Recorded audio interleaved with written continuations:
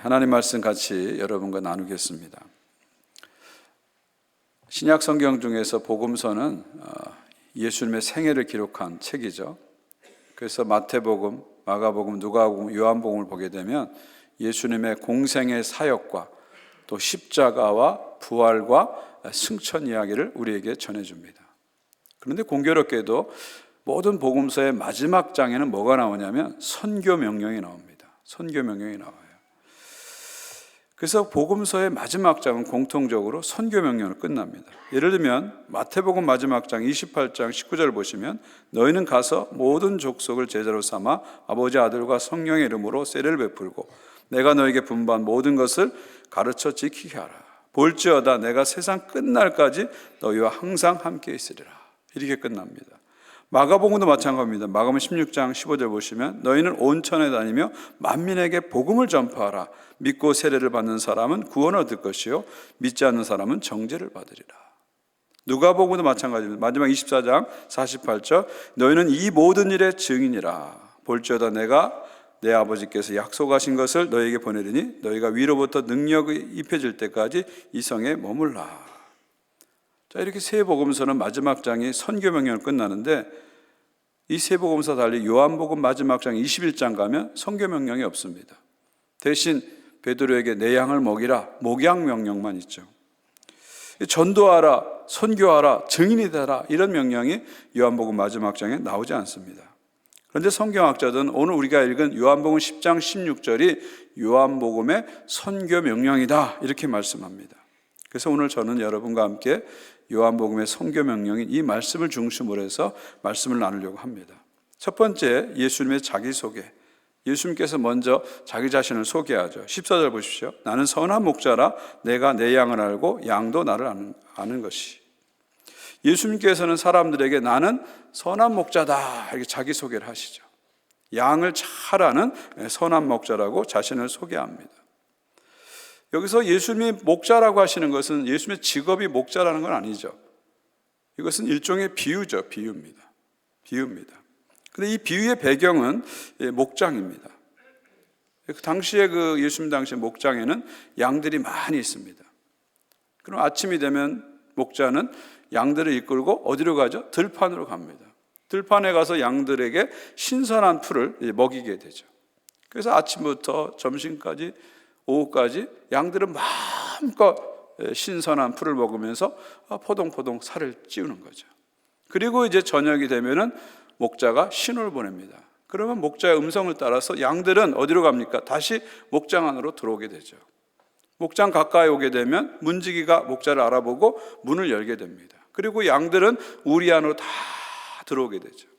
그리고 우리 안에서 밤새 보호를 받으면서 잠을 자게 됩니다. 그리고 그 다음 아침에 또다시 이제 풀을 뜯으러 풀밭으로 나가게 되는 거죠. 이것이 이제 예수님 당시의 목장에서 벌어지는 아주 일상적인 풍경입니다. 지금 이 비유를 가지고, 이 풍경을 가지고 예수님께서 비유를 말씀하신 거죠. 예수님은 자신을 양을 보호하고 돌보고 먹이는 목자다, 선한 목자다 이렇게 말씀하시는 거예요. 특별히 예수님께서는 나는 양을 잘 아는 목자다 이렇게 말씀하시죠. 여기서 예수님이 사용하신 알다란 동사는 헬라어로 기노스콘데요. 기노스콘데. 이 뜻은 지식적으로 아는 걸 말하는 게 아니라 경험적으로, 체험적으로 아는 걸 말합니다. 머리의 지식으로 아는 것이 아니라 가슴의 지식으로 아는 것을 얘기하는 거죠. 그러니까 예수님은 선한 목자시라 우리를 잘 아신다는 거예요. 우리의 아픔을 잘 아시고 눈물을 잘 아시고 우리의 한계와 연약함과 우리의 부족함과 우리의 어두움까지도 상처까지도 다 아신다는 거예요. 잘 아신다는 거예요. 잘 아시기 때문에 우리를 더 인격적으로 감싸주시고 인격적으로 사랑해 주시는 선한 목자시라고 말씀하시는 거죠. 예수님이 말씀하신 진정한 리더는 바로 목자 같은 거예요. 군림하는 권위자가 아니라 잘 알고 돌보는 목자가 바로 진정한 리더죠. 자기의 이익이나 자기의 목적이나 자기의 명예를 위해서 양들을 이용하는 것이 아니라 그들을 위해서 희생할 줄 아는 사람이 진정한 리더다, 그런 말씀입니다.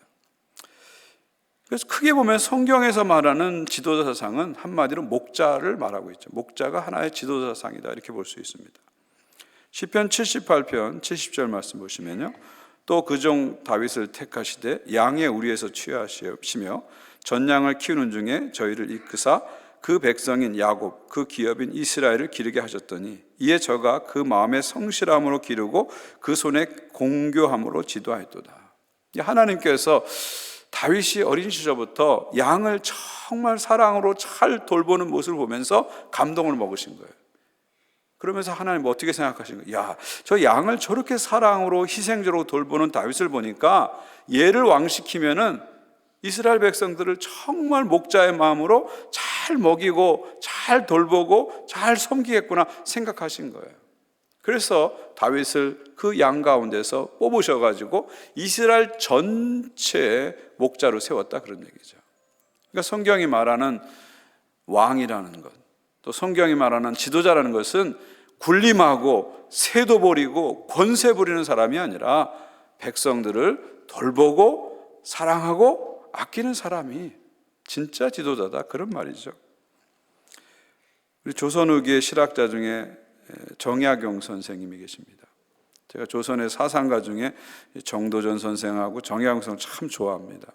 이 두 분은 정말 뛰어난 분들이에요. 14세기의 정도전 선생님은 지금과 같은 의회 민주주의, 법치주의를 얘기했으니까 영국보다 더 앞선 민주주의 정신이 우리나라에 있었던 거죠. 우리 정도전 선생님은 18세기의 실학자인데 조선의 미켈란젤로 같은 분입니다.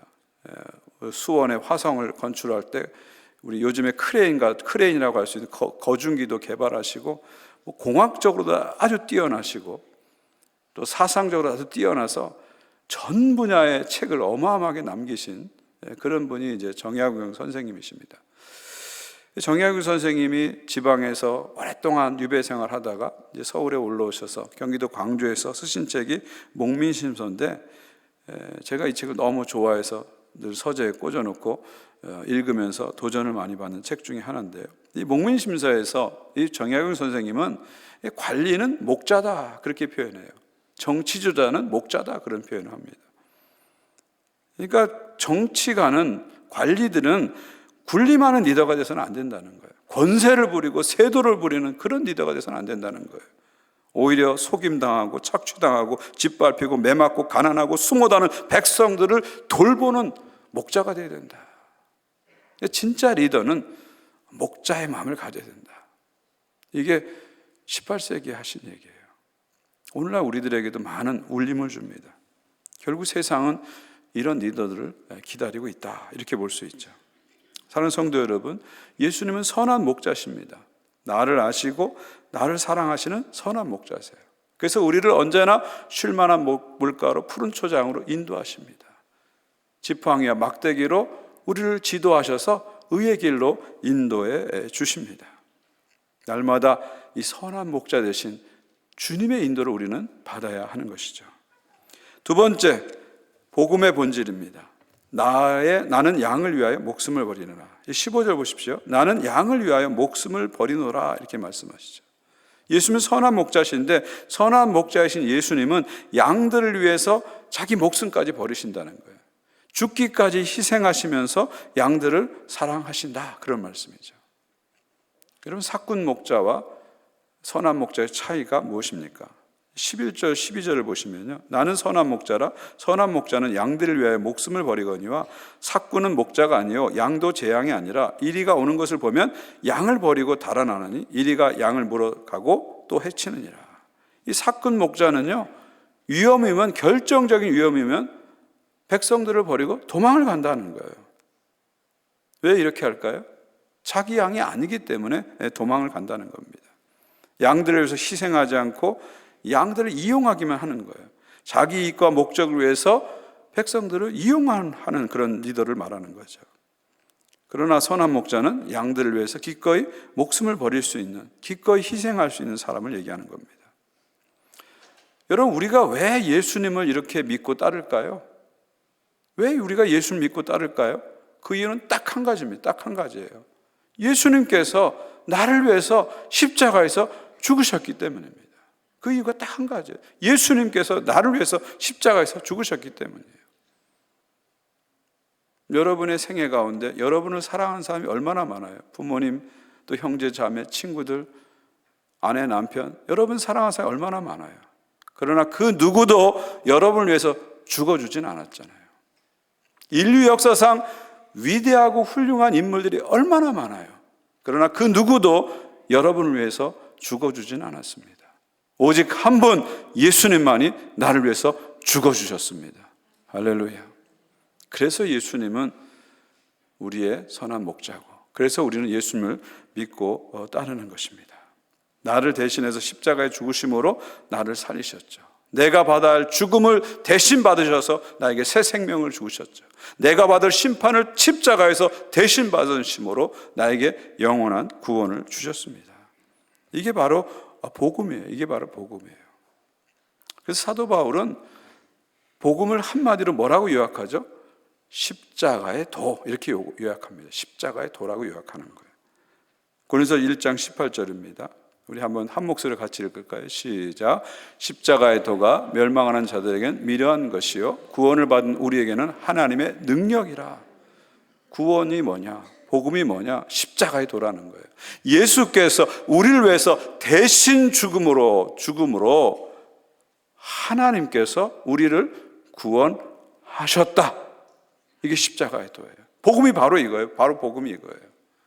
예수께서 하나님의 어린 양이 돼서 이 땅에 오셔서 우리의 죄와 우리의 악과 사망과 저주와 심판을 짊어지시고 십자가에 죽으셨다. 그래서 우리가 영원한 생명을 얻었다. 이게 바로 복음이잖아요. 이게 바로 십자가의 도입니다. 이것이 하나님의 구원하시는 방법입니다. 사람들은 이것을 미련하다고 얘기할 수 있습니다. 사람들은 이 하나님의 사랑을 이해할 수 없을 수 있습니다. 그러나 우리는 이 십자가 도 복음을 믿음으로 구원을 받았습니다. 사랑하는 성도 여러분, 선한 목자이신 예수님께서는 우리를 위해서 십자가에 죽으셨습니다. 그 덕분에 우리가 새 생명을 얻었고 영원한 구원을 얻었습니다. 나의 전생에서 나를 위해서 죽으신 분은 오직 예수님 한 분뿐이죠. 인류의 전 역사에서 나를 위해서 죽으신 분은 오직 예수님 한 분뿐입니다. 날마다 이 십자가에도 복음을 붙잡고 구원의 감격을 가지고 구원의 확신을 가지고 살아가시는 여러분 모두가 되시기를 주의 이름으로 축원드립니다. 마지막 세 번째는 선교적 비전입니다. 예수님께서는 16절에서 우리 안에 들지 아니한 다른 양들에서 얘기하시죠. 16절 보시면요, 또 이 우리에 들지 아니한 다른 양들이 내게 있어 내가 인도하여 할 터이니 그들도 내 음성을 듣고 한 무리가 되어 한 목자에게 있으리라. 제가 설교 서두에서 이 16절 말씀이 요한복음의 선교 명령이다 이렇게 말씀하셨어요. 근데 아무리 16절을 눈 씻고 봐도 가서 제자를 삼아라, 가서 복음을 증거하라, 증인이 되라 이런 말이 한마디도 없습니다. 근데 어떻게 이 구절이 선교 명령이 되는지 우리는 의아하게 생각할 수 있어요. 예수님 뭐라고 말씀하세요? 우리 안에 들지 아니한 다른 양들이 주님께 있다 이렇게 말씀합니다. 여기서 우리라는 것은 뭘 말할까요?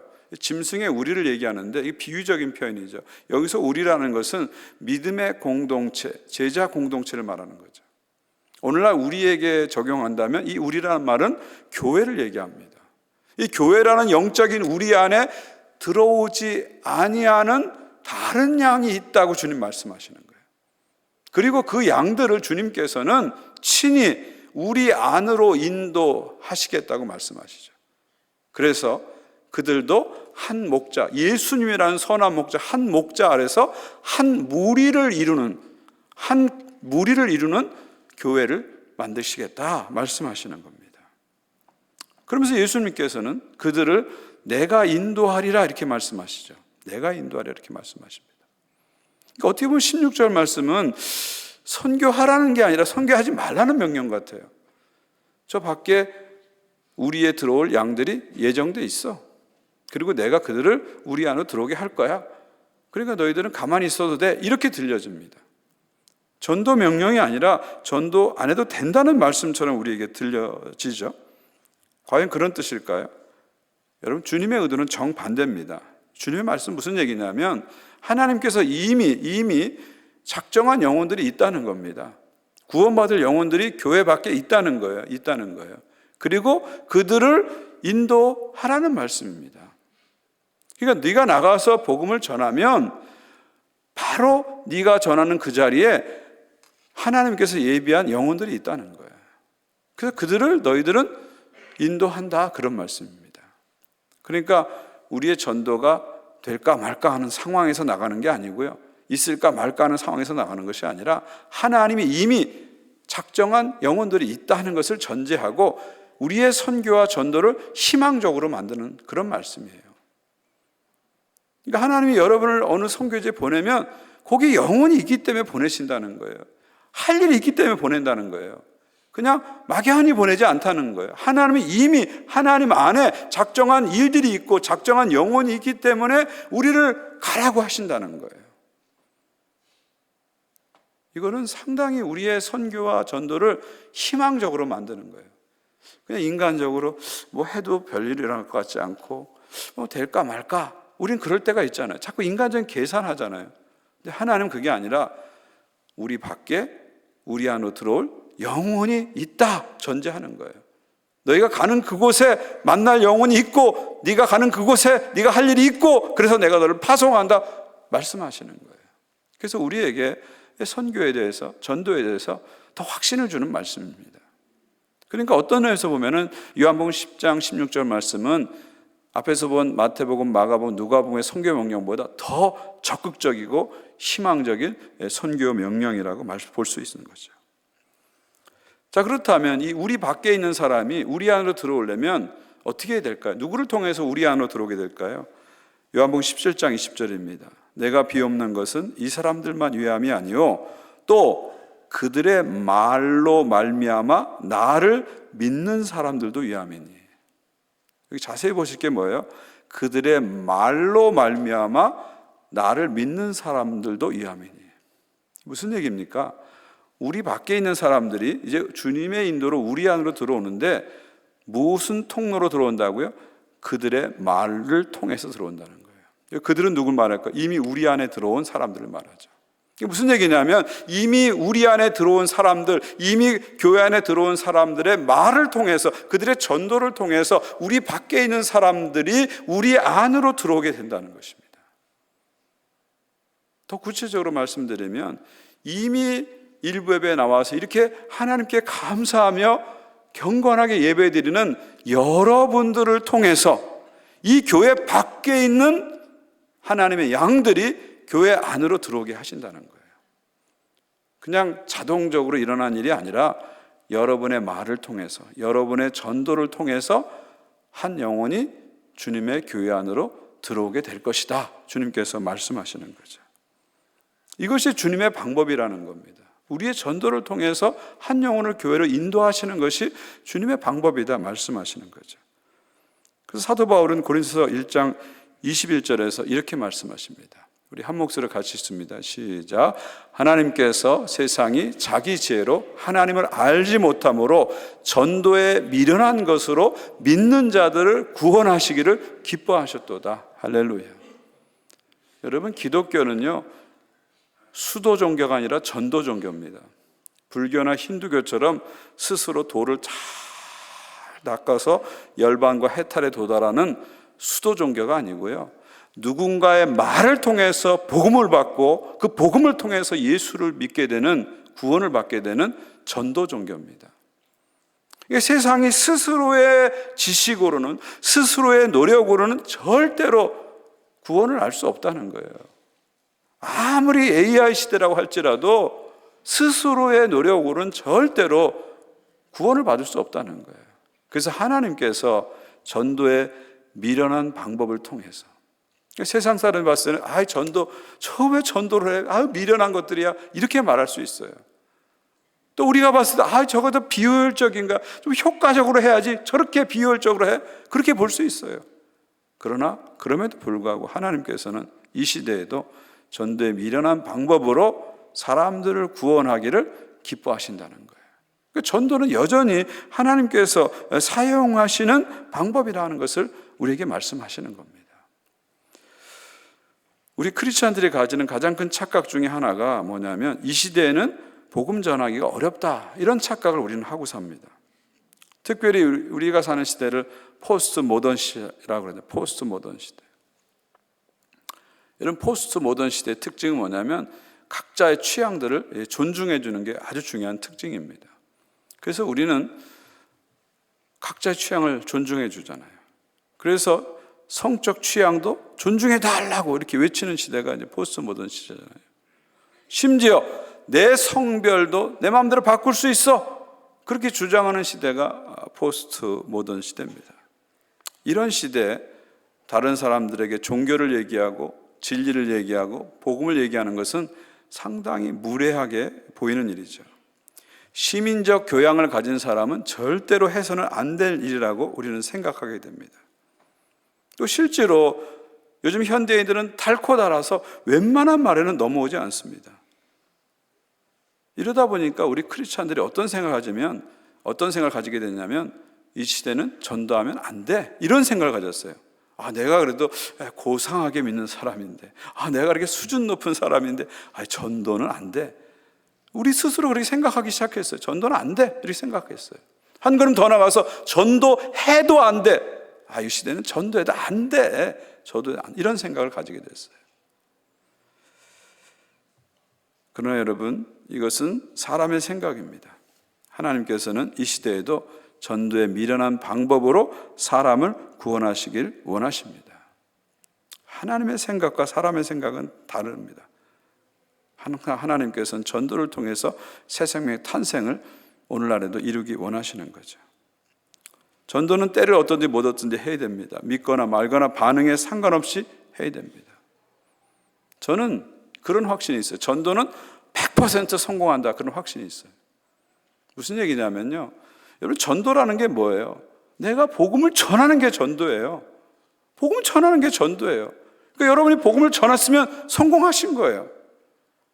그 사람이 예수를 믿든지 안 믿든지 복음을 받든지 안 받든지 그 반응은 상관없어요. 여러분이 전하면 그걸로 성공하신 거예요.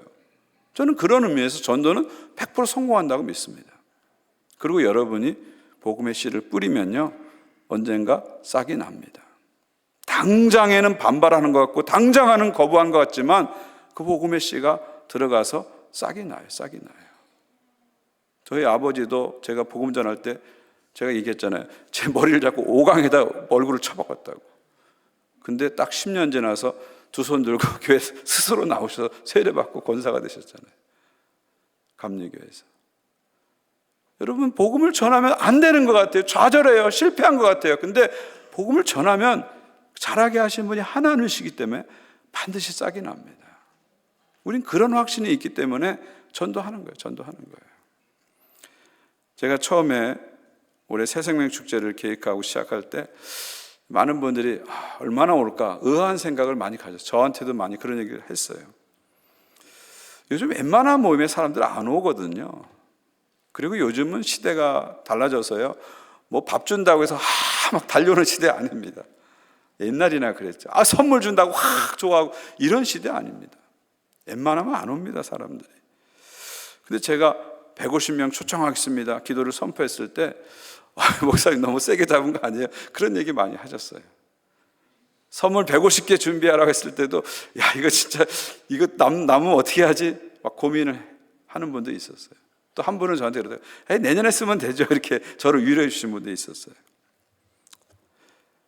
그런데 여러분, 하나님께서 역사하셔가지고요, 지난주까지 103명이 등록하셨어요. 103명.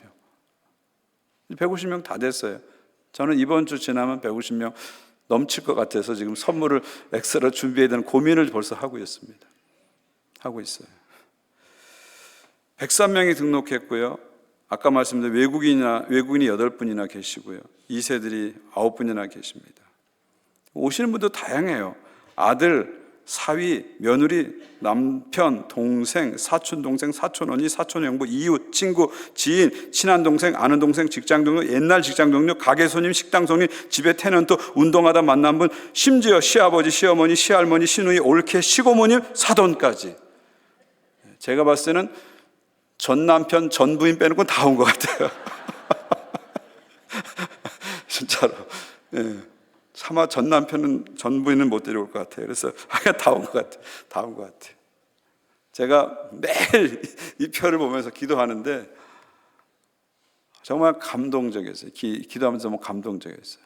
두 가지를 깨달았는데, 하나는 뭐냐면 정말 우리 주변에 전도할 사람이 많이 있다는 걸 깨달았어요. 우리가 안 했을 뿐이지 전도할 사람이 많이 있다는 거예요. 또 한 가지 제가 감동적 깨달은 건 뭐냐면, 우리 보나님교회 교우들이 영혼에 대한 열정이 있다는 걸 제가 발견했어요. 어찌하든지 한 사람이라도 정말 복음 듣게 하려는 열정이 있구나. 그걸 제가 발견하면서 너무 감동을 받았어요. 하나님께서 우리의 이런 한 영혼 향한 열정을 사용하셔서 놀라운 기적의 역사를 이루실 줄 믿습니다.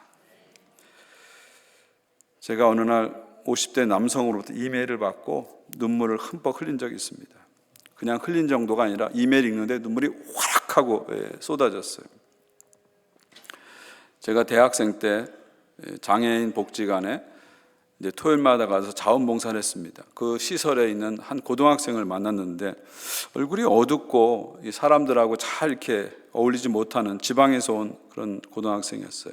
근데 제가 자꾸 그 친구에게 이렇게 눈길이 가더라고요. 그래서 하루는 그 친구하고 이제 얘기를 시작했어요.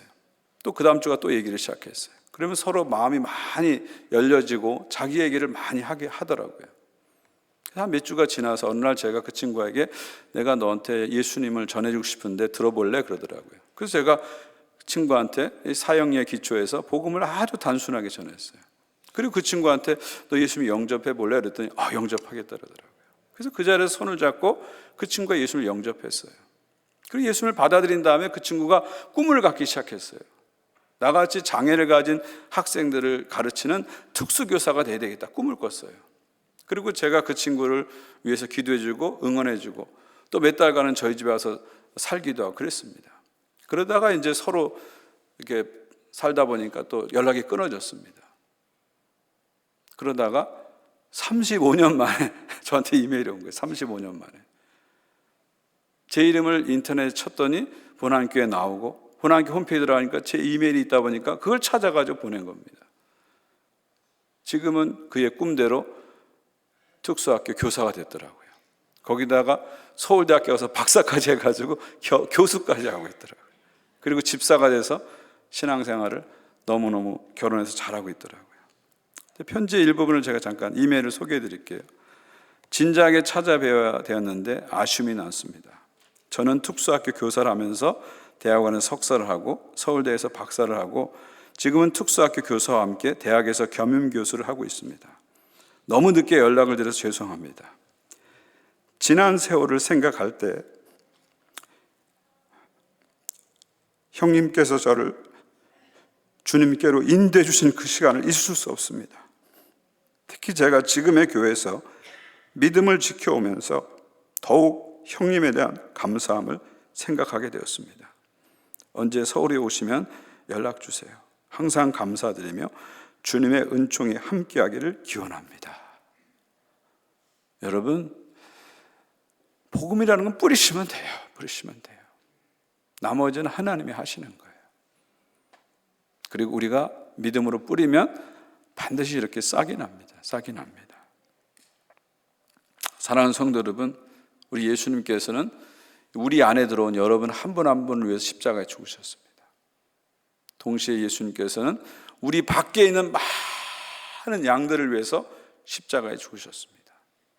그리고 우리들을 통해서 우리 밖에 있는 양들이 우리 안에 들어와서 한 목자 되신 예수님 안에서 한 무리를 이루는 공동체를 만드시기를 원하십니다. 이 새생명 축제는 단순한 행사가 아닙니다. 잃어버린 양들을 주님께로 인도하는 구원의 잔치입니다. 우리가 VIP를 초청하는 것은 그냥 단순한 친절이 아닙니다. 예수님의 거룩한 사역에 동참하는 위대한 행동입니다. 이번 새생명 축제를 통해서 우리 보나님교회가 인종과 세대를 넘어서서 더 큰 예수 공동체로 나갈 수 있기를 주님의 이름으로 축원드립니다. 여러분을 통해서 많은 영혼이 주께 돌아와서 한 목자 아래서 한 무리를 이루는 주님의 말씀이 우리 가운데 실현되는 기적 역사가 나타나기를 주의 이름으로 축원드립니다.